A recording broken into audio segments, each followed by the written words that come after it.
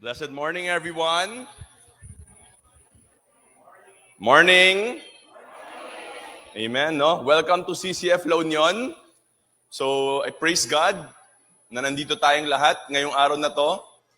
Nagtipon-tipon para papurihan ng ating Diyos at tagapagligtas, no?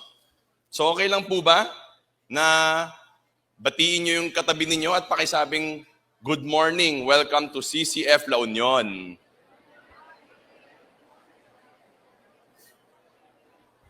Amen, no? So, batiin nyo yung katabi nyo, Merry Christmas!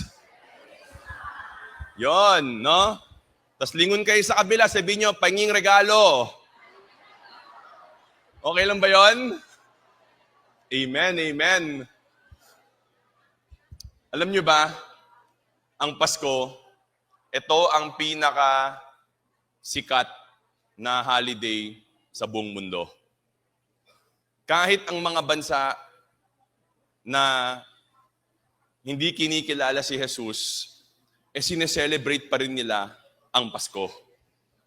Pero alam nyo ba, na sa lahat din ng major holidays, ang Pasko, ang pinaka hindi rin naintindihan ng mga tao kung ano ang tunay na ibig sabihin. For example, sa Pilipinas, dito sa atin, itong December 30, isa-celebrate natin yung holiday na tinatawag natin na Rizal Day. We are celebrating the life of our national hero. Sa June 12 naman, ito yung Independence Day natin, we are actually celebrating yung pagkalaya ng bansa natin. Pero, ano ba talaga ang Pasko? Ito yung gusto kong itanong natin sa ating mga sarili ngayong araw na ito. Bakit natin ipinagdiriwang ang Pasko? Dahil ba sa mga regalo na nakukuha natin? Sino may natanggap ng regalo dito? Meron ba? Marami pang wala. Okay, sige. So bahala na yung asawa nyo at magulang nyo sa inyo, no? Sa iba naman, ang gusto natin sa Pasko holiday, pwede tayong magbiyahe. Kung may budget. Sabi ko nga, kung wala, maglinis ng bahay. Okay lang? Ang Pasko ba ay about sa mga parties, sa mga gathering, sa mga pagtitipon o pahinga? At kung kahit saan kang pupunta na bansa ngayon, pag Pasko na, ang madalas nating nakikita si Santa Claus.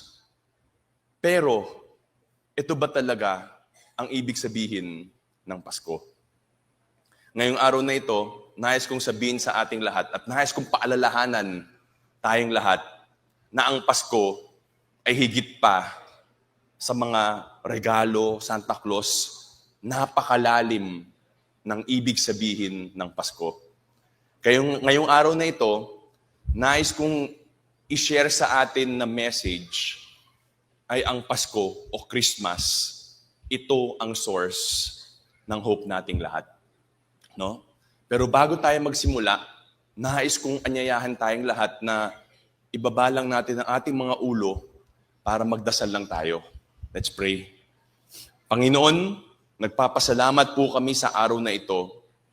Dinala niyo po kaming lahat sa lugar na ito dahil meron kayong napakagandang purpose para sa aming lahat. Kaya pinagdarasal ko ang bawat na isang tao sa lugar na ito ngayong araw na ito, Panginoon, na ihanda mo po yung mga puso namin. Panginoon, kung meron mga bagay na bumabagabag sa amin ngayong araw na ito, itanggalin mo po yun sa mga puso namin. At ihanda mo po yung puso't isipan at tenga namin na mapakinggan ang iyong salita. At tulungan mo kami ngayong araw na ito na lahat kami walang aalis sa lugar na ito na hindi nababago ang buhay. Lahat ng ito, Panginoong Kristo, ay inaangat namin sa pangalan mo. In Jesus' name we pray. Amen and amen. Okay po? So ngayong araw na ito, meron tayong 3 punto na gusto kong mapag-aralan nating lahat. 'Di ba? Paano ba natin nasasabi na ang Pasko ang source of hope natin? 3 ang pag-aaralan natin. Ano ba ang purpose ng Pasko? Ano ba ang mensahe ng Pasko? At ano ba ang kinakailangan nating gawin dahil sa Pasko. So ang una dito is yung purpose of Christmas. So ang pag-aaralan natin ngayon is kung ano ba ang nangyari nung unang Pasko. Sabi sa Luke chapter 1, verse 26 to 27, "Now in the 6th month, the angel Gabriel was sent from God to a city in Galilee called Nazareth, to a virgin engaged to a man named Joseph, of the descendant of David, and the virgin's name was Mary." So para lang alam natin yung sitwasyon nila nung panahong iyon, yung huling propeta ng Old Testament, ibig sabihin ng propeta, sila yung mga ginagamit ng Panginoon para ipadala sa mga tao kung ano yung mensahe ng Panginoon. Yung huling propeta ng Old Testament ay si Malakay. After na pumanaw si Malakay, for 400 years, walang narinig ang mga tao sa Panginoon. Nanahimik ang Panginoon for 400 years. But after 400 years, biglang bumaba si Angel Gabriel para kausapin si Zacarias na isang priest. Kinausap niya si Zacarias at sinabi niya kay Zacarias, magkakaroon ka ng isang anak. Sabi niya, paano? Matanda na ako, baog ang asawa ko. Hindi, sinabi nung anghel sa kanya, magkakaroon ka ng isang anak. At yung anak niyong yun, ipapangalan niyong John the Baptist. At sinabi sa kanya, habang nasa tiyan pa lang si John the Baptist, ipapasok na sa kanya ang banal na espiritu. Dahil napaka-importante ng gagawin niya sa mundo natin. Sinabi sa kanya, ang gagawin niya ay ihahanda niya ang puso ng bawat na mga tao dahil paparating na ang tagapagligtas natin. Kaya sinabi kanina, di ba, after 6 months na nagpakita ni Angel Gabriel kay Zacariah, bumaba ulit si Angel Gabriel para naman kausapin si Mary. Para sabihin kay Mary ang isang napaka-importanteng pagpapakanak ng isang sanggol. Kaya sabi niya dito, di ba, pumunta yung anghel sa isang birhen. Itong birhen na to, at yung asawa niya, they came from the descendant of David. Di ba? Ordinaryong tao lang itong mag-asawang to. Simpleng pamilya, karpintero lang si Joseph. Pero sila ang napili ng Panginoon dahil parehas silang mag-asawa. Engaged pa lang sila nung time na ito. Parehas silang may tunay na pananampalataya sa Diyos. Kaya nung sabi nung anghel sa kanya, binati nung anghel si Mary, sabi sa kanya, "Greetings, favored one. The Lord is with you." Pero anong nangyari? Anong naramdaman ni Mary? She was perplexed. Naguluhan siya, natakot siya, at isip siya ng isip, at ganito ba yung tinawag sa akin? So yung gulong-gulo si Mary, ang sinabi sa kanya ng anghel, huwag kang matakot. Huwag kang matakot dahil hindi ako nandito para magbigay ng message of judgment, but I am here to bring a message of hope and message of blessing. So makikita natin dito, tinawag ng anghel na favored one si Mary. Hindi ibig sabihin nito perpekto si Mary. Parehas lang si Mary sa ating lahat na imperpekto rin ang buhay, nagkasala rin at kailangan din niya ang tulong ng Panginoon. Pero bakit siyang tinawag na favored one? Dahil siya ang napili ng Panginoon na magdadala sa tagapagligtas ng buong mundo natin. Sabi sa verse 31 to 33, "And behold, you will conceive in your womb and bear a son, and you shall name him Jesus. He will be great and will be called the Son of the Most High God. And the Lord God will give him the throne of his father David, and he will reign over the house of Jacob forever, and his kingdom will have no end." So anong sinabi sa kanya? Anong sinabi sa kanya? Etong anak mo, papangalanan mo siyang Jesus.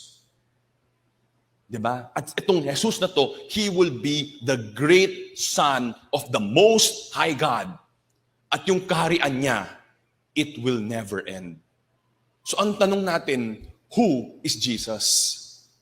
Dahil dito sa pagpapakilala ni Angel Gabriel kay Jesus, pinakilala niya kung sino si Jesus at kung ano ang gagawin ni Jesus sa mundong ito. So sino ba si Jesus? Yung pangalan niyang Jesus, yung Hebrew niyan, Yeshua o Joshua. Diba? Ang ibig sabihin nun, Yahweh saves. So makikita natin, sa pangalan pa lang ni Jesus, nandun na yung purpose niya kung bakit siya pumunta sa mundo natin.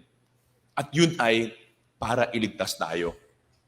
Tinawag yung baby na great. Wala pa naman siyang ginagawa. Pero paano siya great? Dahil innately great na siya. Para sabihin na magaling tayo, kailangan may nagawa tayo. Pero wala pang nagagawa si Jesus, hindi pa siya pinapanganak pero tinawag na siyang magaling. Bakit? Dahil innate sa kanya yun. Nasa nature niya yun. Bakit nasa nature niya? Dahil tinawag siyang Son of the Most High God. Pag-aaralan niyo yung ibig sabihin nun, ang ibig sabihin nun, yung essence o yung nature niya, parehas sa Diyos. So, yung ibig sabihin nun, kaya great itong sanggol na to, dahil yung nature niya ay parehas sa Diyos. At mapag-aaralan natin mamaya na siya mismo ay ang Diyos natin. At sinabi na ang kaharian niya ay walang katapusan. Napakaraming malalaking empires ang nabuo sa mundong ito. The Egyptians, the Babylonians, the Persians, the Greek, the Roman Empire. Pero nasaan na yung mga yun? Wala na. At kahit sa panahon natin ngayon, yung mga world power na mga bansa, darating ang panahon, magbabago rin yan. Dahil walang forever sa mundong ito. Pero ang sinabi ni Angel Gabriel, itong anak mo, ang kaharian niya will be forever. Di ba? So napakaganda ng sinabi ng anghel kay Mary. Anong sinabi ni Mary? Sabi ni Mary, sandali lang, paano mangyayari yan? Birhen pa ako. Di ba? So alam ni Mary na para mabuntis ka, kailangan makipagtalik ka sa asawa mo. Yung panahong iyon, engaged pa lang sila at hindi pa sila nagtatalik. So yun ang problema niya. Ang sinabi sa kanya ng anghel, the Holy Spirit will come upon you and the power of the Most High will overshadow you. And for that reason, the Holy Child shall be called Son of God. No? So makita natin dito na sinasabi ng anghel kay Mary. Napakaganda, no? Kanina, tinawag si Jesus na Most High. Ngayon, tinatawag yung banal na Espiritu na Most High. At alam natin, paulit-ulit sa Biblia na tinatawag ang Diyos na Ama na Most High. So dito pa lang makikita natin na ang Diyos natin ay tinatawag nating triunity, pero hindi natin topic yun. Pero anong punto ng anghel dito? Ang sinasabi niya dito, the power of the Most High will overshadow you. Ang sinasabi niya dito, the God that created the heavens and the earth, the God that created everything, na ginamit niya lang salita niya, yun yung Diyos na magagawa netong imposibleng ito. So ang tanong siguro sa sarili natin, bakit kailangan birhen? Hindi ba pwedeng normal lang na mag-asawa na doon ipapanganak ang tagapagligtas natin? Bakit kailangan birhen? Bakit? Dahil sabi sa Isaiah chapter 7 verse 14, therefore the Lord Himself will give you a sign. Ito ang sign. Ito ang prophecy ni Isaiah. Behold, a virgin will be with child and bear a son, and she will call his name Emmanuel. Ito ang isang prophecy tungkol sa paparating nating tagapagligtas. Anong ibig sabihin ng Emmanuel? Ang ibig sabihin ng Emmanuel is God with us. Yan ang ibig sabihin ng Emmanuel, God with us. Alam natin yan, that God is omnipresent. Ibig sabihin, kahit nasaan tayo, nandun ang Panginoon. Pag nakatago ako, nandun ang Panginoon. Pag nasaan kayo, nandun ang Panginoon. Yan ang nag-iisang trait ng Panginoon na siya lang ang meron. Ang mga anghel, ang mga demonyo, kahit si Satan, Kaya nilang lumipat from one place to another. Nandito sila sa Pilipinas, mamaya nandun na sila sa States. Kaya nila yon, mabilis silang gumalaw. Pero they can only be in one place at one time. Pero ang Diyos, at any given point in time, nandun siya lagi. Pero yung sinasabi dito na Emmanuel, God with us, hindi tinutukoy dito na ang Panginoon ay nasa buong lugar at all times. Ang tinutukoy ni Prophet Isaiah dito is balang araw, sabi niya, ang Diyos mismo bababa sa mundo natin at mahahawakan natin siya, makakausap natin siya, magiging tao siya.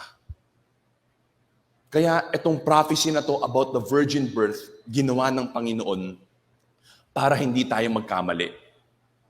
Parang si Zachariah tsaka si Elizabeth na magulang ni John the Baptist, baog na matanda. Pero kung titingin ka sa Biblia, napakaraming baog na nagkaanak, napakaraming matanda na nagkaanak. Pero sa buong Biblia at sa buong history ng mundo natin, wala pang birhen na nanganak. At nag-iisa lang yun. Si Jesus lang ang ipinanganak ng ganon. Bakit? Para hindi tayo magkamali kung sino ang tunay na tagapagligtas natin.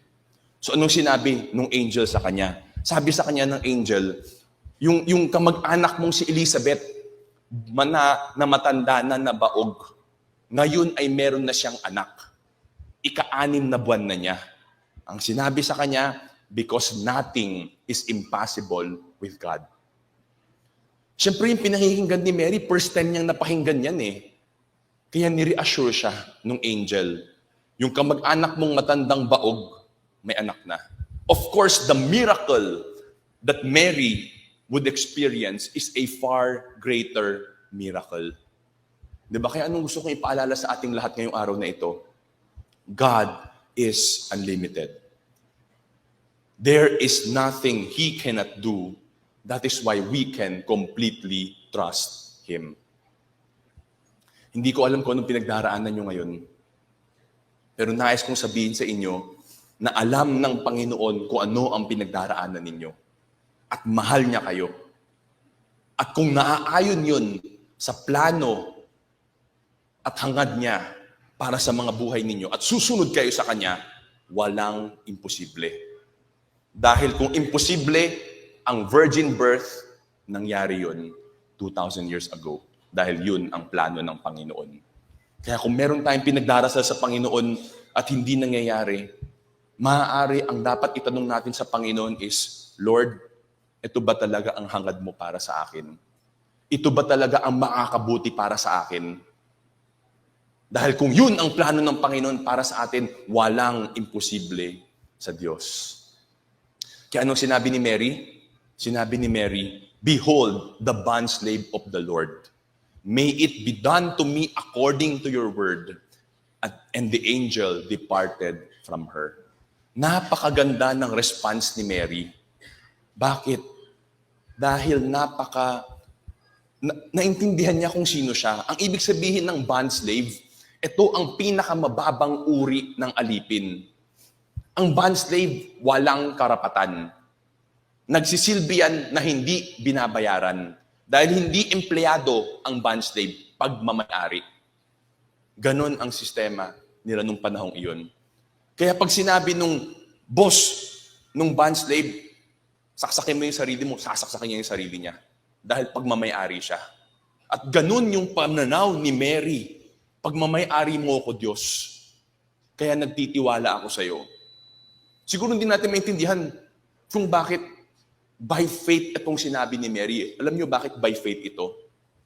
Anong sinabi kanina? Engaged pa lang siya, hindi pa sila kasal. At yung mga engaged na mga babae, na buntis sila na hindi pa sila kasal, ang kaparusahan doon, kamatayan. Bakit? Because yung mindset is they committed adultery. At ipinagbabawal yun sa batas nila. So nung buntis siya, na sinabi niya, mangyari sa akin kung ano yung sinasabi mo, by faith niyang sinabi yan dahil buhay niya ang nakataya. Kaya anong nais kong i-share sa ating lahat? If you will not fully trust God, you will not experience God's miracle. Kaya yung nais kong sabihin sa ating lahat is, huwag na tayong diskarte ng diskarte sa sarili natin. Huwag na tayong nandaraya. Huwag na tayong nagsisinungaling para makuha yung gusto natin. Ipagkatiwala natin sa Panginoon. Kung gusto talaga nating ma-experience yung kapangyarihan niya sa buhay natin. So, nung nangyari next, sabi dito sa Matthew, lipat tayo sa Matthew, no? Sabi sa Matthew, now the birth of Jesus Christ was as follows. When his mother Mary had been betrothed to Joseph, betrothed, ibig sabihin engaged pa lang sila, hindi pa sila kasal. No? Before they came together, bago sila nagtalik, she was found to be with child by the Holy Spirit.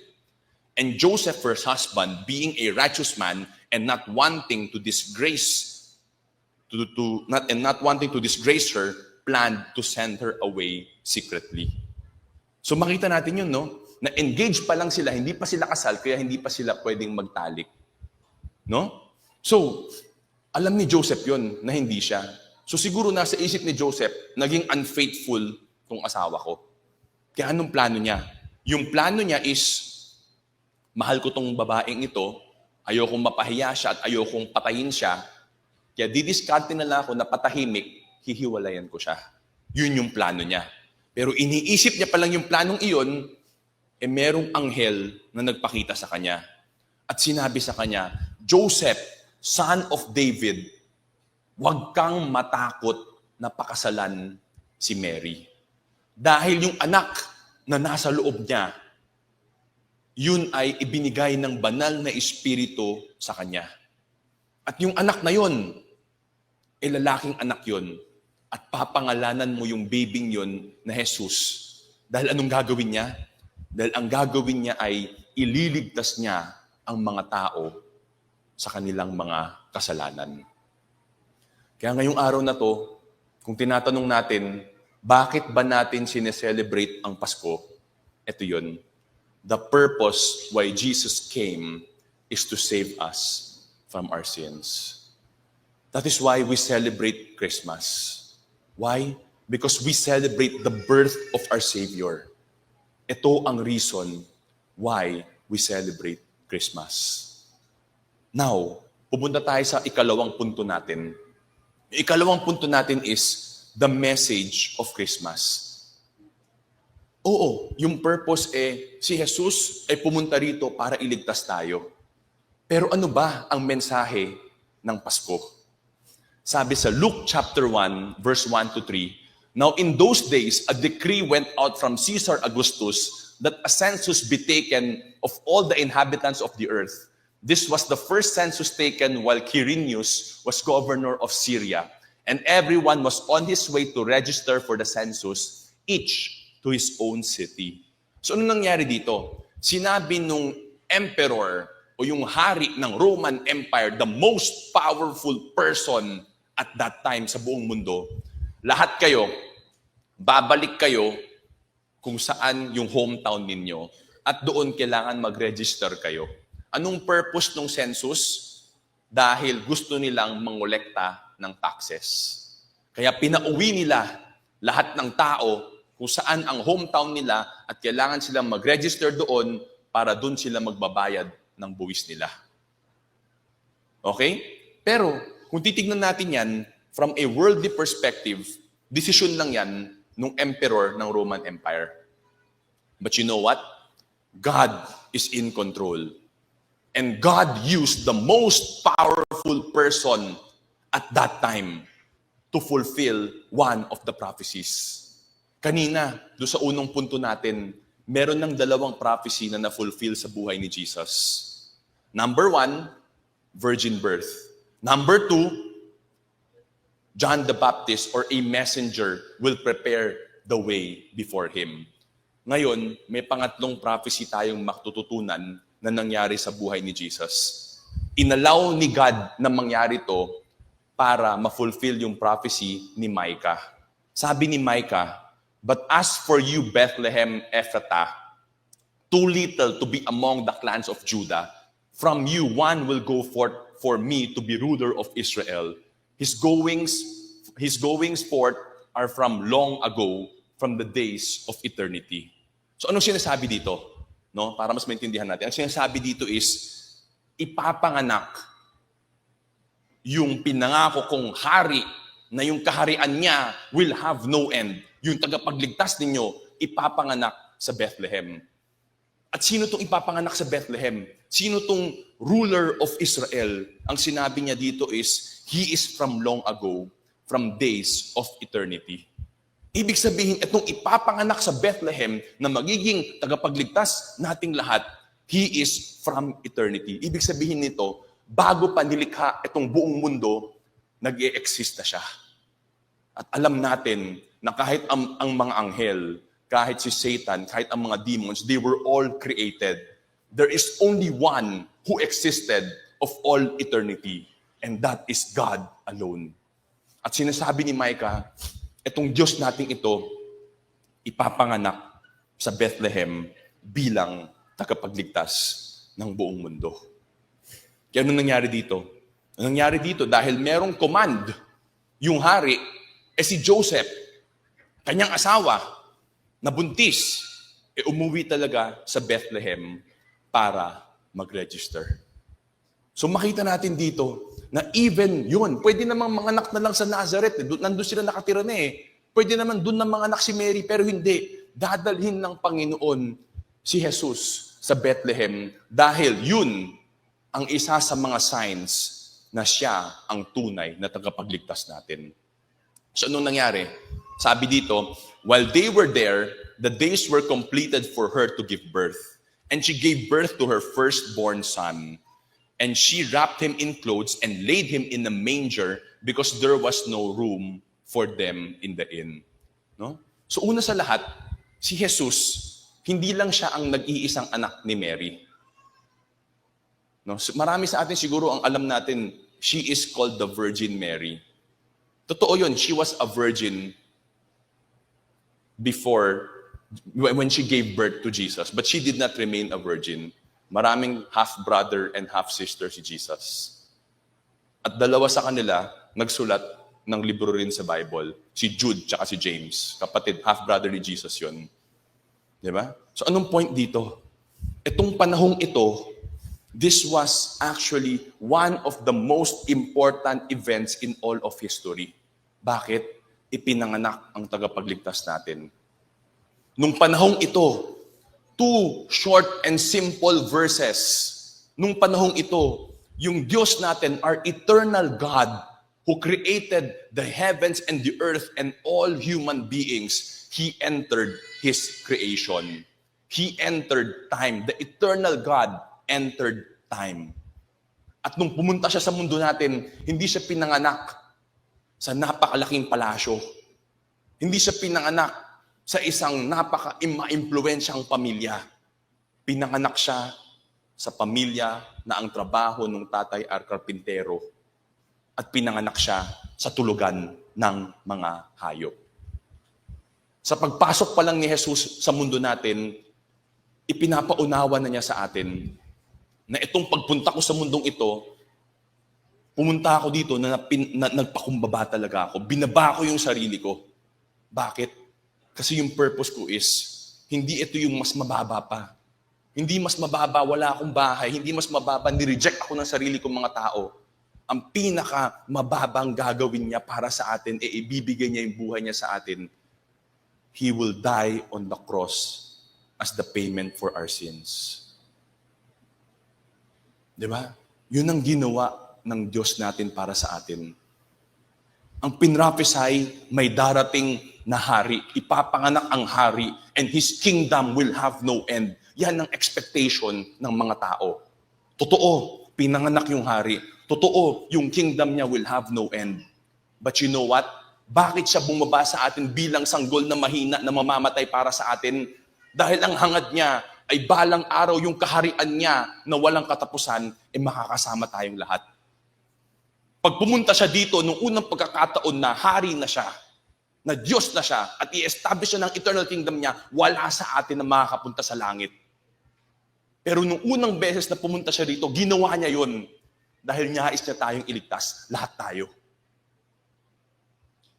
Pero, yun yung pinag-aralan lang natin nung nakaraang series natin, End Times.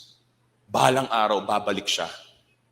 babalik siya being the glorious King, the eternal God. And when He comes back, He will not come as a Savior anymore, but He will come as a conqueror, and He will come as a judge. Kaya habang buhay pa tayo, lahat tayo may pagkakataon na ibigay ang buhay natin sa Kanya para maligtas tayo. Kaya nung nais ko sabihin sa ating lahat, nung pumunta si Jesus sa mundo natin, pinanganak siya 2,000 years ago, ibinaba niya yung sarili niya ng sobrang baba para balang araw, lahat tayo may pagkakataon na makapunta sa langit. No? Anong nangyari after neto? Nangyari after neto is, sabi dito, in the same region, there were some shepherds staying out in the fields and keeping watch over their flock by night. And an angel of the Lord suddenly stood before them, and the glory of the Lord shone around them, and they were terribly frightened. No? So, may nagpakita na naman na anghel. At nung nakita nila yung glory ni God, natakot tong mga shepherd na ito. Parang si Mary natakot. Ganon din. You know why? Because lahat tayo, paghaharap tayo sa glory ng Panginoon, matatakot talaga tayo. Hindi dahil nakakatakot yung Panginoon, pero lilitaw yung sinfulness natin. Parang isang ilaw. Di ba? Parang ito, mukhang malinis kunyari, pero pag tinapatan mo ng ilaw yan, kitang-kita mo yung mga maliliit na dumi. Ganon tayo paghaharap tayo sa Panginoon. Kaya balang araw, kung huhusgahan tayo ng Panginoon, walang magsasabi sa atin sa Panginoon, unfair, kung bakit mo ko ipapadala sa impyerno. Bakit? Dahil pag nakita natin yung holiness ng Panginoon, malinaw sa atin yung sinfulness natin. Kaya kung magbabasa kayo ng Bible, yung mga nasa impyerno, walang nagko-complain. Bakit? Alam nila, deserve nila doon. Ganun kagrabe yung holiness ng Panginoon. Pero anong sinabi? Diba? Takot tong mga shepherd na ito. Para lang sa kaalaman natin ng mga shepherd, hindi mataas na uring trabaho yan. Mababang uri lang ng trabaho. But you know what? God chose to reveal the message of the birth of the Savior to regular, ordinary people. Ang Panginoon natin hindi nakatingin sa kung anong estado natin sa buhay. Dahil isa lang ang hangad ng Panginoon. Kahit anong estado natin sa buhay, ang hangad ng Panginoon ay iligtas tayong lahat. Kaya sabi niya, sabi ng angel sa kanila, huwag kayong matakot. Huwag kayong matakot. Hindi ako nandito para patayin kayo. Hindi ako nandito para husgahan kayo. Nandito ako para magdala ng napakagandang balita. At yung napakagandang balita na yun ay, ngayong araw na to, in the city of David, there has been born for you a Savior who is Christ the Lord. Sinabi sa kanila, wala kayong kailangan ikatakot. Yung salitang good news na yan, yan ang ibig sabihin ng gospel.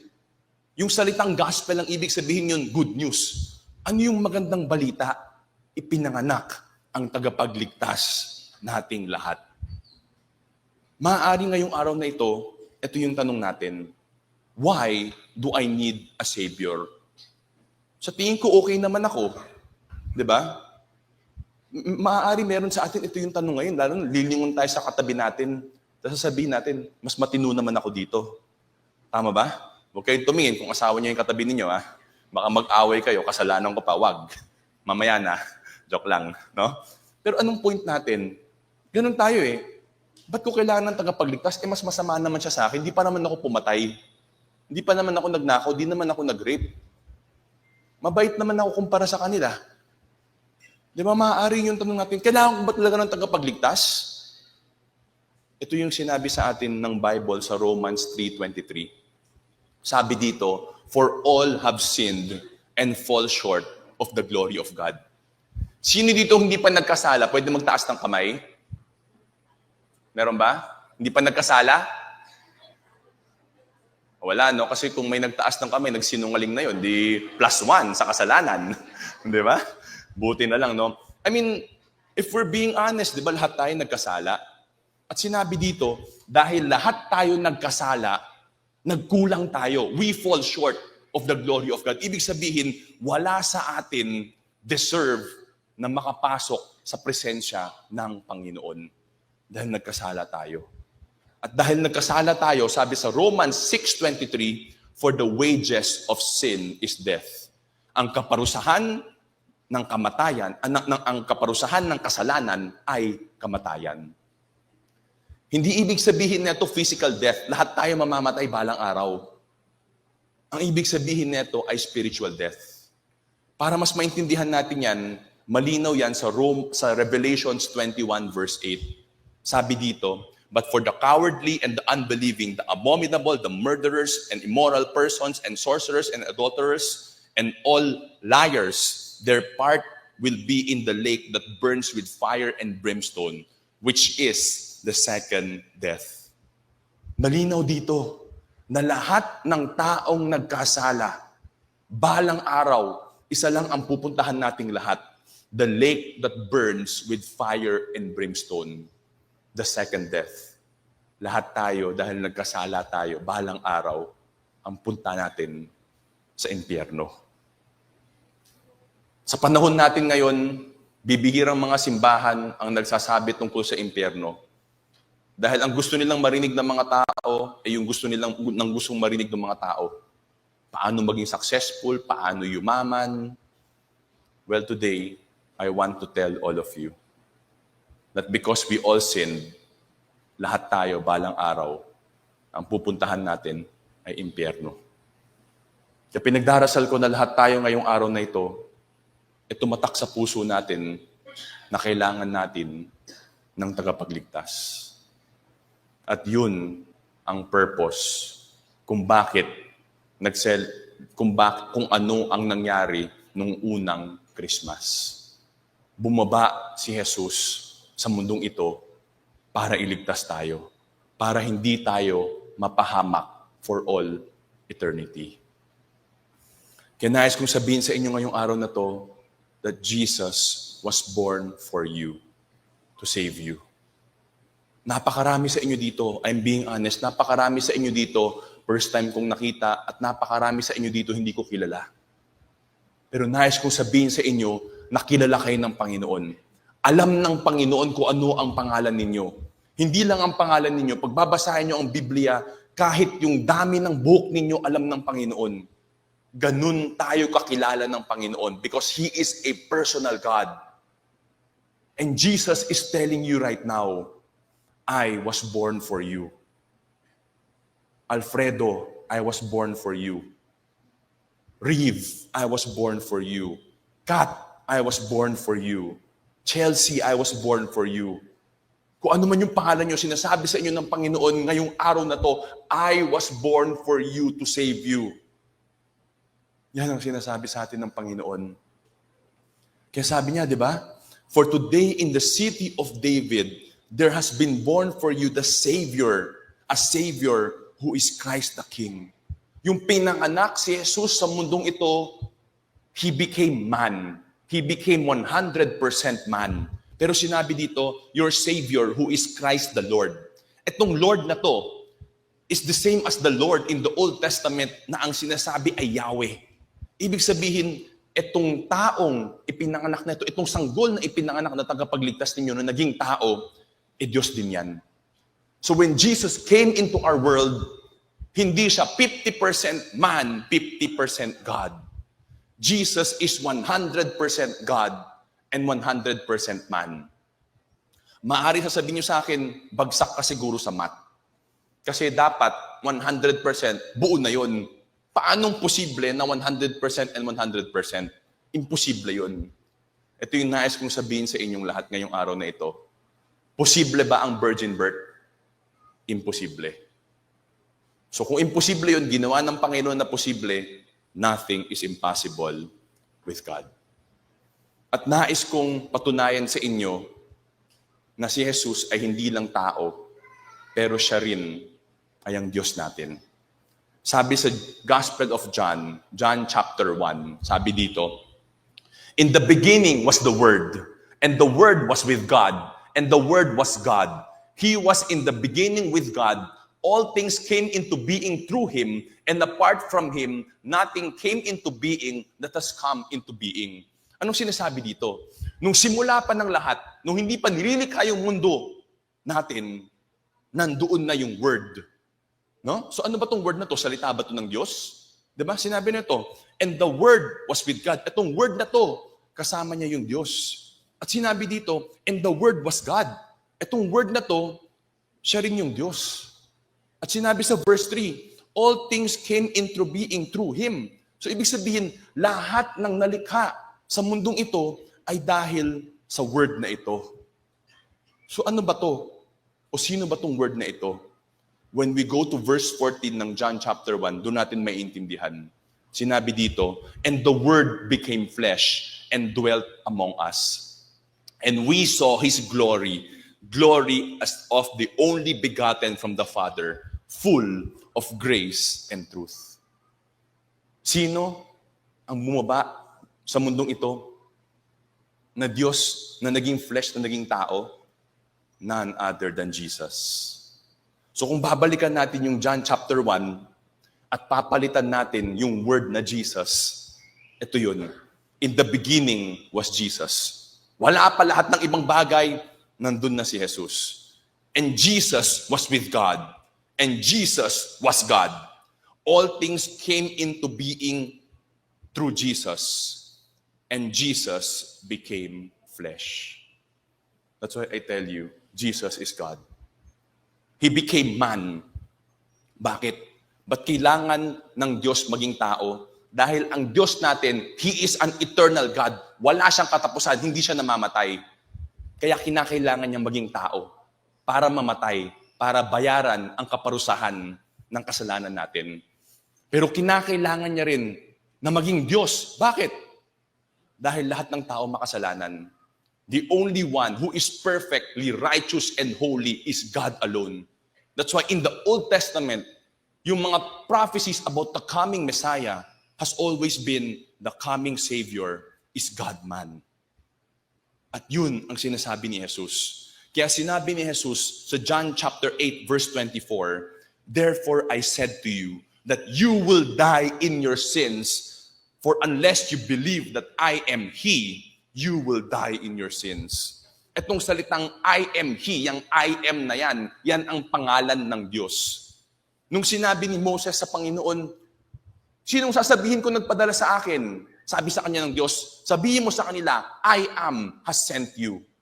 Kaya every time na ginagamit ni Jesus yung salitang I am, ang ginagawa ng mga religious leaders, kukuha sila ng bato, papatayin siya. Anong punto nila? Tao ka lang. How can you claim to be God? And yet, that is the claim of Jesus. At sinabi ni Jesus, unless you believe that I am He, you will die in your sins. Di ba? Kaya anong gusto ko sabihin sa ating lahat ngayong araw na ito? Christmas is about the Word becoming flesh to die for our sins so we can have an eternal hope. Ito ang rason why we celebrate Christmas. Jesus came to die for our sins. So anong sinabi ng angel dun sa mga shepherd? Ito yung sign para malaman ninyo kung sino yung sanggol. Mahahanap niyo yung sanggol na nakabalot sa tela na nasa tulugan ng hayop. At nung panahong yun, walang sanggol siguro nung gabing iyon na pinanganak sa tulugan ng hayop. Kaya alam nila na yung pinuntahan nila ay yung tagapagligtas. Pero sa atin, hindi naman natin nakita si Jesus. Paano natin malalaman na siya talaga yung tagapagligtas natin? Ngayong araw na to, sino magaling sa math? Pwede magtaas ng kamay? Kukuha akong volunteer dito ngayon. Ba't walang nagtataas ng kamay? Ha? Ngayon, mag-uusap tayo ng probability. Okay? Iko-compute natin yung probability na 8 prophecy mangyayari sa buhay ng isang tao. At ito yung 8 prophecy na kinompute ni Peter Stoner. Diba? Na yung Messiah ipapanganak sa Bethlehem. Hindi sa Jerusalem, hindi sa Egypt, hindi sa Mesopotamia, sa Bethlehem. Na bago magpakilala yung tagapagligtas, merong isang messenger na maghahanda ng daan para sa kanya. Na pagpapasok siya balang araw ng Jerusalem, nakasakay siya sa donkey, hindi sa kabayo, hindi sa camel. Na pagtataksilan siya ng isang kaibigan niya, hindi ka mag-anak niya, hindi ka away niya. Na ibebenta siya sa presyo ng 30 pieces of silver, hindi gold, hindi copper, hindi 31, hindi 32, hindi 50, hindi 10, 30, eksakto. na yung perang yon ay gagamitin para pambili ng potter's field. At kung hinuhusgahan na siya, yung papatayin na siya, tahimik lang siya, wala siyang sinabi. At yung method ng pagkapatay niya, ipapako siya sa krus. Hindi siya sasaksakin ng espada, hindi siya babatuhin ng bato, hindi siya babanggain ng kabayo, ipapako siya sa krus. Etong 8 prophecy na to, na mangyari sa buhay ng isang tao, ang daming possible ways na pwedeng mangyari eh. Pero itong 8 prophecy lang na ito, na mangyari sa buhay ng isang tao, yung probability nito is 1 in 10, 1 in 100 quadrillion. Alam niyo ba yung quadrillion? Hindi ko alam eh. Hindi ko alam ano yun eh. Wala akong ganong binibilang eh. Mga thousand siguro madali, no? Pero yung quadrillion, naintindihan ba natin kung gaano ka-imposible yan? No? Yung probability na to, nanalo ka na ng mga 10,000 times sa loto. Di ba? Ganun kahirap. Sino na lot dito? Wala pa? Wala. Ganun. Mas malala to. Para maintindihan natin kung gaano ka-imposible to, no? Kung gaano ka-imposible to, itong buong Pilipinas, yung buong Pilipinas natin is 300,000 square kilometers yung size ng buong Pilipinas. Itong buong Pilipinas, pupunuin ko to ng 20 piso na ganito kalalim. 4 feet deep na 20 piso. Okay, 20 pesos coin. 4 feet deep. Buong Pilipinas. Kukuha ako ng isang coin, mamarkahan ko ng X. Tatawagin ko itong anak ko, si Rib, sabi ko, halika anak. Tatakpan ko yung mata mo ha. Tapos gusto ko, ikot ka. Bahala ka umikot sa buong Pilipinas. Pero gusto ko, yung unang coin na mapupulot mo, yun yung minarkahan ko ng X. 4 feet deep na coins. Posible ba yun? That is just the probability of 8 prophecies happening in the life of one person. Nag-compute ulit si Peter Stoner ng 48 prophecies. And now, it is 1 in 10 raised to 157. So para maintindihan natin yan, the same concept, 4 feet deep, ganito kalalim na mga barya, pupunuin ko, hindi lang ang Pilipinas, hindi lang ang mundo natin, hindi lang ang solar system natin, hindi lang yung Milky Way galaxy kung nasaan tayo, hindi lang yung buong universe. Dahil pinakompute ko sa AI yung probability na ito, sabi ng AI, in the known universe, hindi kasya yung mga coins na ilalagay natin. In the known universe, buong universe na to, hindi kasya. Ganun ka-imposible itong probability ito. And Jesus did not only fulfill 48 prophecies, Jesus fulfilled 300 prophecies in His life. So anong nais kong sabihin sa inyo? Yung mga prophecy na finulfill ni Jesus, He did not do it by chance. Hindi tsamba. It was God's design. Bakit? Para hindi tayo magkamali kung sino ang tagapagligtas nating lahat. Kaya nais kong sabihin sa ating lahat, na ang mensahe ng Panginoon para sa ating lahat ngayong araw na to, ang mensahe ng Pasko, na gusto ng Panginoon na malaman nating lahat na meron tayong pag-asa dahil sa ginawa ni Jesus para sa atin. Kahit na alam natin yung nakaraan natin, kahit na yung pamilya natin hindi alam yung mga nagawa nating karumal-dumal na mga bagay, kahit na ngayong araw na ito, namumuhay tayo ng immoral na buhay, kahit na ngayong araw na ito, namumuhay tayo ng makasalanan na pamumuhay, ang sinasabi ng Panginoon sa ating lahat ngayong araw na to, meron kang pag-asa dahil kay Jesus. Ang tanong, paano ko magkaroon ng pag-asa? Alam ko dahil kay Jesus, pero paano? Yun ang ikatlong punto natin, the call of Christmas. Ano ba ang kailangan nating gawin? No? So ano sabi dito, 'di ba? Sabi dito is after ng pinanganak si Jesus, merong dumating na mga magi. Itong mga magi, mga matatalinong tao to. 'Di ba? At pumunta sila, 'di ba? Pumunta sila doon at hinahanap nila, nasaan ba yung hari ng mga Hudyo? Pumunta kami rito para i-worship siya. Alam niyo itong mga magi na to, they are wise man. Kaya sila ang mga advisor ng mga hari. Pero ang mga mga sinasamba nila, mga Diyos-Diyosan, hindi yung totoong Diyos.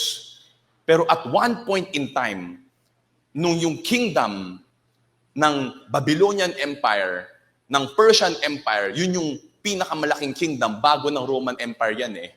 'Di ba? Bago ng Greek, bago ng Roman Empire. Yun yung pinakamalakas na nation nung time na yon. Meron tayong tinatawag sa Bible natin na si Prophet Daniel. At si Prophet Daniel, siya yung ginawa ng hari na leader ng lahat ng wise man.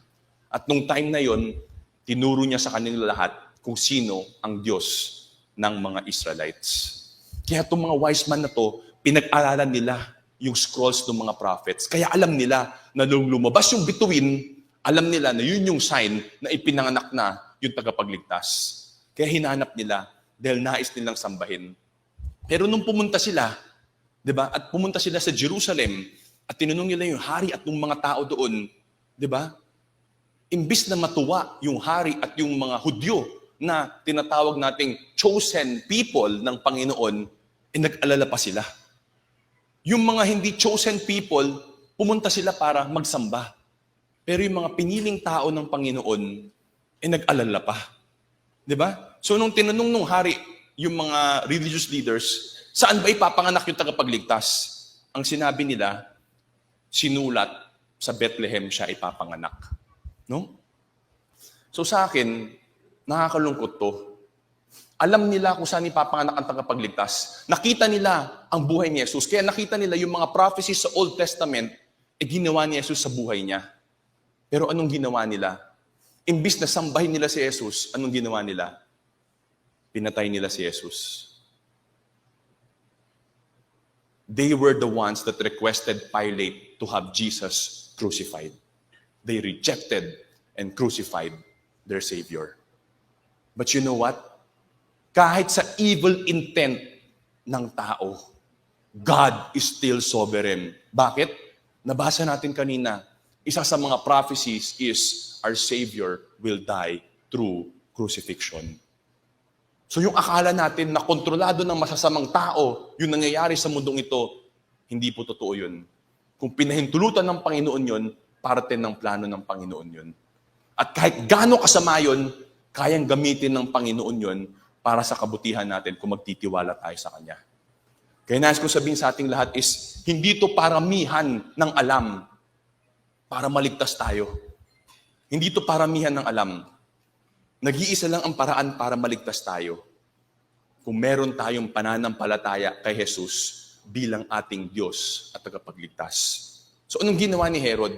Ginawa ni Herod, tinawag niya itong mga magi. Sabi niya, kailan ba pinanganak yan? Kailan ba unang lumabas yung star? 'Di ba? O sige, hanapin nyo ah. Pag nahanap nyo, balik kayo sa akin. Sabihin nyo para sambahin ko rin siya. But you know what? Hindi yan ang intensyon ni Herod. Ang intensyon ni Herod, patayin si Jesus. Kaya nung hindi bumalik yung mga magi sa kanya, anong ginawa niya? Pinadala niya lahat ng sundalo niya. At ang ginawa niya, lahat ng 2 years old below na mga batang lalaki at mga sanggol, pinapatay niya lahat. Yun ang intensyon niya. Bakit? In his own mind, itong batang to, tinatawag nilang King of the Jews. Threat yan para sa trono ko. Pwede niyang kunin yung pagkahari ko. Yun yung mindset niya. But you know what? It is beyond Herod. It is the work of Satan. Ginamit niya lang si Herod. Bakit? Satan wanted to kill Jesus so that Jesus would not fulfill the prophecies about him, so that he would not die on the cross, so that he would die as a baby, so that he cannot fulfill his purpose of saving us all. At hindi lang yan ang unang beses na ginawa ni Satan. Kung magbabasa kayo ng Old Testament, many times in the Old Testament, Satan tried to annihilate the whole nation of Israel to prevent the birth of our Savior. Kaya ito yung nais ko sabihin sa ating lahat ngayong araw na to. Nothing can prevent the love of God from reaching out to us. Nung bumaba si Jesus sa mundong ito, bumaba siya para sa atin, hindi para sa Kanya. Dahil mahal niya tayo. Kaya napakaganda nung sinabi sa Romans 8:38-39. Sabi dito, walang kayang maghiwalay sa atin sa pagmamahal ng Panginoon. Hindi kamatayan, hindi buhay, hindi anghel, hindi mga demonyo, hindi kahit na anong bagay sa mundong ito o sa hinaharap. Walang sobrang taas o sobrang lalim. Walang kahit na ano ang kayang maghiwalay sa atin sa pagmamahal ng Panginoon para sa ating lahat, which is in Christ Jesus our Lord. Kaya nais kong sabihin sa inyong lahat ngayong araw na ito, wala sa atin dito ang sobrang layo at sobrang lalim sa kasalanan na hindi kayang abutin ng pagmamahal ng Panginoon nating lahat. Mahal tayo ng Panginoon. Kaya bumaba siya sa mundo natin para ibigay ang buhay niya para maligtas tayong lahat. Kaya sabi sa Romans 5 verse 8, but God demonstrated His own love towards us while we were yet sinners. Christ died for us. Nung makasalanan pa lang tayo, ibinigay na ni Jesus yung buhay niya para sa atin. Jesus was born and Jesus died 2,000 years ago. Wala pa sa atin ang pinapanganak nung time na yon. Alam na ng Panginoon, nung ipapanganak si Richmond, magiging pasuwa yan, magkakasala yan. Pero anong ginawa ng Panginoon? Binigay niya pa rin yung buhay niya para sa akin. At ganun din ang ginawa ng Panginoon para sa ating lahat. Alam niya yung mga pinagdaanan ninyo.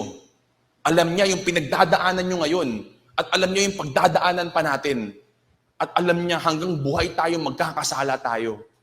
Pero dahil mahal niya tayo, binigay niya yung buhay niya para sa atin.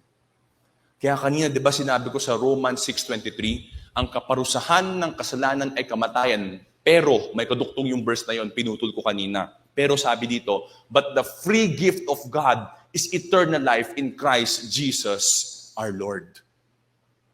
Totoo, ang kaparusahan ng kasalanan ay kamatayan. Pero, dahil kay Jesus, dahil si Jesus, binayaran niya yung dapat na parusa natin. Ang sinasabi dito is, pwede pa rin tayo magkaroon ng buhay na walang hanggan. At yun ang regalo na binibigay sa atin ng Panginoong Hesukristo natin. Ang tanong, tatanggapin ba natin yun? Kahit ngayon si Alfredo, gusto kong regaluhan netong laptop ko, wag naman, wala na akong pang preach. No? Kahit gusto kong iregalo kay Alfredo ito, kung hindi niya tatanggapin, sa akin pa rin to. Huwag mong tatanggapin kasi kailangan ko to. Di ba? Ganun ang regalo eh. Freely ibinibigay. Pero para mapasa atin, kailangan natin tanggapin. At yun ang regalo na binibigay sa atin ng Panginoong Hesukristo natin. Ang question, tatanggapin ba natin? Bakit? Wala tayong kailangang gawin para ma-earn yung love ni God. Minsan, ito yung kasinungalingan ni Satan sa atin. Kasi ganito sa mundo natin eh. Kailangan magpakabait ka muna, kailangan pagsilbihan mo muna para ma-earn mo yung love ng tao. Pero hindi ganun ang pagmamahal ng Panginoon. God's love for us is perfect. And because God's love for us is perfect, binigay niya yung buhay niya para sa ating lahat. Mahal niya tayong lahat. Hindi mo muna kailangan magpakabait para maligtas ka. Ibigay mo yung buhay mo kay Jesus, have faith in Him, and He will save you. No? Kaya sabi sa John 3:16, for God so loved the world that He gave His only begotten Son, that whoever believes in Him shall not perish but have eternal life. Mahal tayo ng Panginoon. Hindi hinihingi ng Panginoon yung pera natin. Hindi hinihingi ng Panginoon yung serbisyo natin. Hindi hinihingi ng Panginoon yung oras natin. Ang hinihingi ng Panginoon sa atin is yung pananampalataya natin. At sinabi niya sa atin, kung maniniwala tayo sa Kanya, kung ibibigay natin ang buhay natin sa Kanya ngayong araw na ito, balang araw, hindi tayo, mamatay man tayo sa mundong ito, pero patuloy ang buhay natin dahil meron tayong buhay na walang hanggan. Kaya tinatawag tayong lahat ng Panginoong Hesukristo natin ngayong araw na ito na maniwala sa Kanya. Ito ang mensahe ng Pasko. Kailangan natin si Jesus. Maaari ay tanong natin, bakit si Jesus? Bakit hindi pwedeng iba na lang? Bakit hindi pwedeng magpakabait na lang ako? Bakit si Jesus? Sabi sa John 14 verse 6, Jesus said, I am the way, the truth, and the life. No one comes to the Father but through me. Sinabi ni Jesus dito, I am the way, the truth, the life. Ibig sabihin, ako ang nag-iisang daan, nasa akin na nag-iisang katotohanan, at nasa akin na nag-iisang buhay na walang hanggan. Hindi sinabi ni Jesus, I am one of the ways. I am one of the truths. Hindi. Hindi niya sinabing, isa ako sa mga daan. Isa ako sa mga katotohanan. Hindi niya sinabi yun. Sinabi niya, siya ang nag-iisang daan. Di ba? Kaya pag sinishare ko to lagi sa mga negosyante kong kaibigan, maraming pilosopo ang sinasabi sa akin, di ba? Parang akyat lang tayo ng Baguio. Kami galing Manila, dadaan kami ng Marcos, o Quezon. Ikaw, nandiyan ka sa La Union, di dadaan ka ng Nagilian, pero kahit saan tayo dumaan, sa Baguio rin ang bagsak natin. Di ba? Pero sabi ko sa kanila, hindi totoo yan. Alam niyo bakit hindi totoo yan? Because when we talk about absolute truths, ayaw ng mundo natin ng absolute truth na yun. Dahil ang mga kabataan ngayon, ito yung tinatawag nating woke culture. Anong mindset nito? Kung anong tama sa'yo, tama sa'yo. Kung anong tama sa akin, tama sa akin. Basta huwag tayong magpakialamanan, parehas tayong masaya. So sa States ngayon, seryoso, pag pupunta ako sa States ngayon, sasabihin ko doon na 7-footer akong negro. Sasabihin sa akin, very good, kung yan ang pininiwalaan mo, very good, tama yan, tama yan. Ganun. Ganun ang mundo natin ngayon. Walang absolute truth. But gusto ko sabihin sa inyo, ang tunay na katotohanan ay absolute. 1 plus 1 equals 2. Madali, no? Ayaw natin yung kanina, yung quadrillion, no? Pero yung 2 gusto natin. Very good. 1 plus 1 equals 2. Tama. 1 plus 1 equals 3. Tama? Mali. 1 plus 1 equals 2.000000001. Tama yon? Mali pa rin. 1 plus 1 equals 1.999999999. Tama? Mali. Kahit gaano kaliit yun, kahit gaano kaliit na decimal point yun, mali pa rin. Dahil nag-iisang tamang sagot sa 1 plus 1 ay 2.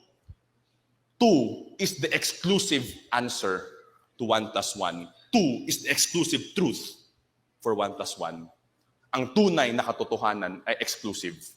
At sinabi ni Jesus, ako yung nag-iisang daan. Kung gusto niyo maligtas, I am the only way. I am the exclusive way. Wala nang iba. Nasa akin na nag-iisang katotohanan at nasa akin ang buhay na walang hanggan. Kaya ang tawag ng Panginoon sa ating lahat ngayong Paskong ito ay sana maramdaman natin yung pagmamahal niya para sa atin. At sana, yung binibigay niya sa atin na regalo, na kapatawaran ng kasalanan natin at yung buhay na walang hanggan, tatanggapin natin. No? So tapusin lang natin yung istorya.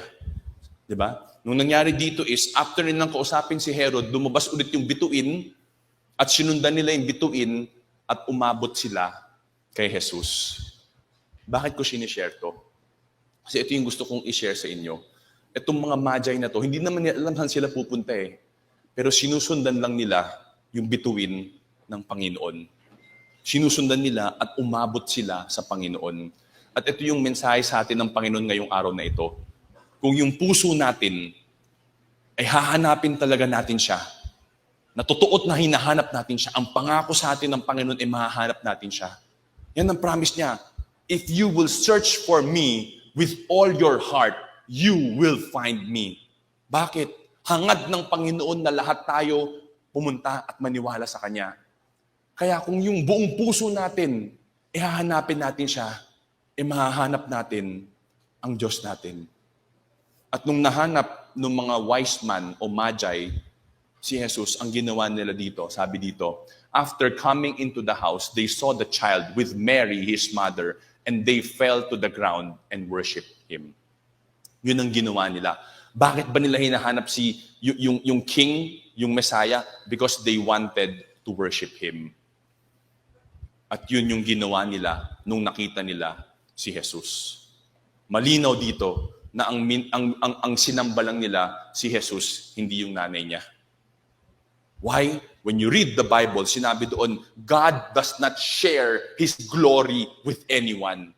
Ibig sabihin, ang Diyos, gusto niya, siya lang ang sinasamba natin. Hindi kahit na sinong tao at hindi kahit na anong simbahan. That is why yung prayer ko is matutunan nating lahat. Kung gusto nating malaman kung yung pinupuntahan ba nating simbahan ay totoo o hindi, ganito lang kasimple, tignan nyo lang, sino ang nag-glorify sa simbahang iyon? Yung pastor ba? Yung simbahan ba? O ang Diyos? Dahil kung ang bida lagi ay yung pastor, kung bida lagi ay yung pangalan ng simbahan, matakot na kayo. Dan malinaw sa salita ng Diyos that He alone should receive all the glory, the honor, and the praise. That is why, yun yung gusto kong ituro sa inyong lahat. Dahil maraming tao ngayon dara Biblia, pero yung tinuturo, hindi tama. Kini-encourage ko kayong lahat, magbasa kayo ng Biblia para malaman ninyo kung ano yung katotohanan. So as we close, ito yung gusto kong sabihin sa inyong lahat. Ibinigay ni Jesus ang lahat para sa inyo. Binigay niya ang buhay niya para sa ating lahat. At ang hinihiling niya ngayong araw is ibigay din natin yung lahat natin sa Kanya. Maaari ang tanong ninyo, paano ko maibibigay ang lahat ko kay Jesus? Ito yun. Tinatawag tayo ng Panginoong Hesukristo natin na maniwala sa Kanya at isuko natin ang buhay natin sa Kanya. Mahal niya tayo. Kaya pwede natin siyang pagkatiwalaan na ang hangad niya para sa ating lahat ay ang kabutihan natin. Kung ang sariling buhay niya bilang Diyos bumaba siya sa mundong ito, hindi para mamuhay na isang hari, pero para mag-suffer at mamatay para sa atin. Kung yun ang ginawa niya para sa atin, kaya natin siya pagkatiwalaan na ang hangad niya ay kabutihan natin. At ang ultimate na kabutihan nating lahat, balang araw, pagtapos na ang maiksing oras natin sa mundong ito, balang araw, makakapunta tayo sa langit. Makakasama natin siya sa langit. Yan ang hangad ng Diyos para sa ating lahat. At yan ang mensahe ng Pasko. Kaya ngayong araw na ito, pinagdarasal ko na nangusap ang Panginoon sa marami sa atin. Na naintindihan natin na ang purpose ng Pasko ay yung tagapagligtas natin ay ipinanganak. At yung mensahe ng Pasko, kung gusto natin ng tunay na pag-asa, eternal hope, mahanap lang natin kay Jesus yun. At yung tawag ng Pasko sa atin kung anong dapat natin gawin, dapat nating ibigay ang buhay natin kay Jesus. Ibigay natin sa Kanya ang pananampalataya natin. Isuko natin sa Kanya ang buhay natin para maligtas tayo sa kapahamakan. Kaya pinagdarasal ko ngayong araw na ito, ay nangusap sa ating lahat ang Panginoon.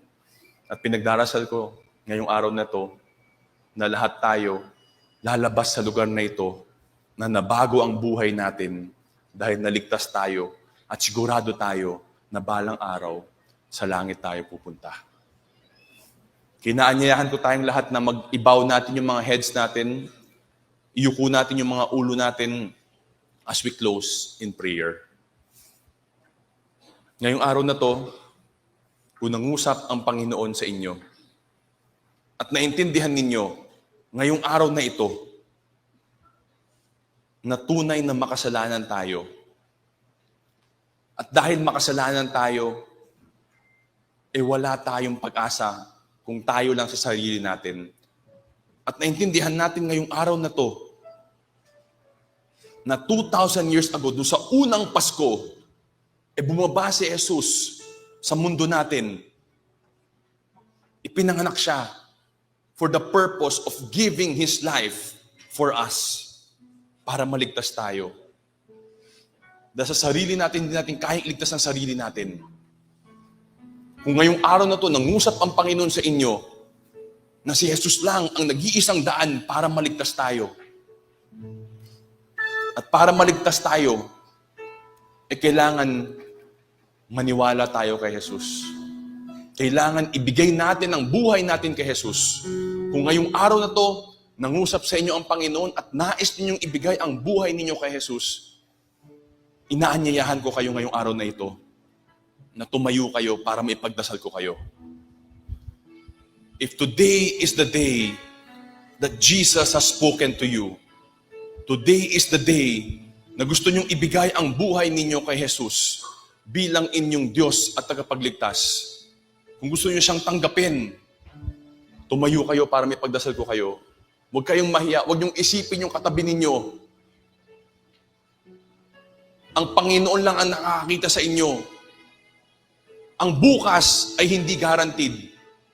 Huwag kayong tumayo dahil tumayo yung katabi ninyo. Tumayo kayo dahil nangungusap ang Panginoon sa inyo. Sabi ko sa inyo, God is a personal God. Kilala niya ang pangalan nating lahat. At yung desisyon nyo ngayon, kung ibibigay nyo ang buhay nyo sa Kanya, nakikita niya kayo. Hindi niya nakikita yung katabi nyo, nakikita niya kayo mismo. And He will honor that decision. God will honor your decision to put your faith in Jesus as your Lord and Savior. Mahal niya kayo. Mahal niya tayong lahat. Thank you, Lord. Let's pray. Panginoon, nagpapasalamat po kami sa iyo dahil tunay na ikaw lang ang may deserve ng papuri. Panginoon, nagpapasalamat po ako sa napakaraming tao na nandito ngayong araw na ito. Nandito sila, hindi dahil aksidenteng nandito sila. Nandito sila ngayong araw na dahil dinala mo sila dito. Dahil nais mong marinig nila ang mensahe mo para sa kanila. Na mahal mo sila, kaya ibinigay mo ang buhay mo para sa kanila. Lord Jesus, tulungan mo itong mga taong to na mas makilala ka pa nila. Lalo na itong mga taong nag-decide ngayong araw na to na ibigay ang buhay nila sa iyo. Panginoon Kristo, salamat dahil pinaalalahanan mo kami ngayong araw na to na kung kami lang hindi namin kayang iligtas ang sarili namin dahil makasalanan kami. Nagpapasalamat kami dahil bumaba ka sa mundong ito para ibigay yung buhay mo bilang kabayaran ng kaparusahan ng kasalanan namin. At nagpapasalamat kami, Panginoon, dahil hindi namin kailangan magpakabait muna bago maging katanggap-tanggap kami sa iyo, Panginoon. Ang sinabi mo lang, maniwala kayo sa akin at maliligtas kayo. At yun po yung ginagawa ng mga taong ito ngayong araw na to, Panginoon. Naniniwala sila sa iyo, nagtitiwala sila sa iyo, Panginoong Kristo. Honor the desires of their heart that they want to make you their Lord and Savior. At pinagdarasal ko pong bawat isa sa kanila, Panginoon, ngayong araw na ito, na protektahan mo sila. Dahil ang gagawin ng kalaban ay i-discourage sila para mapalayo ulit sila sa inyo. Paalalahanan mo sila na mahal mo sila, na binigay mo ang buhay mo sa kanila, para sa kanila, kaya lahat ng gusto mo para sa kanila ay yung best nila. Kaya kung magkakaroon sila ng mga thoughts, Panginoon, na negative, na madi-discourage sila, na malalayo sila sa iyo, Panginoon, paalalahanan mo sila ng pagmamahal mo para sa kanila. Protect them. Dahil pinangako mo sa amin, Panginoon, kung tunay namin binigay ang buhay namin sa iyo, kung nasa palad ng kamay mo ang buhay namin, walang kayang kumuha sa amin sa presensya mo. At yun ang pinagdarasal ko sa bawat na isang tao na nandito sa lugar na ito. Lord Jesus, we pray that your name be glorified, that your name be magnified, and that lahat kami dito balang araw, Panginoon, tunay na mamuhay na kaaya-aya sa iyo. Use everyone here, Lord Jesus, to be a blessing to other people as well. If they have given their lives to you, Panginoon, I pray that you put it in their hearts also to share your love to other people. Thank you, Jesus. We bring you back all the glory, the honor, and the praise. In Jesus' name we pray. Amen and amen. Praise God. God bless you.